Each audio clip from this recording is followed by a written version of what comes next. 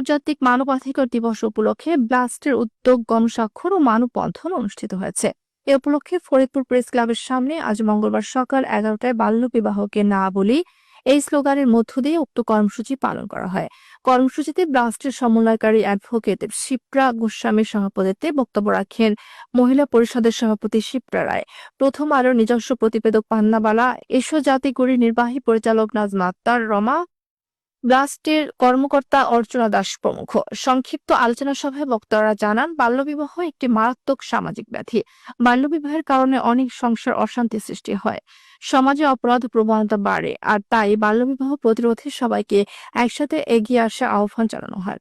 এছাড়া বাল্যবিবাহ প্রতিরোধে একটি গণস্বাক্ষর কার্যক্রম অনুষ্ঠিত হয়। এতে ফরিদপুরের বিভিন্ন শ্রেণী পেশার মানুষ গণস্বাক্ষর কার্যক্রমে অংশগ্রহণ করে। সাথে থাকার জন্য ধন্যবাদ। মুভি বাংলা টেলিভিশন সরাসরি দেখতে ভিজিট করুন www.moviebangla.tv ওয়েবসাইটে। সচেতন থাকুন, নিরাপদ থাকুন। আল্লাহ হাফেজ।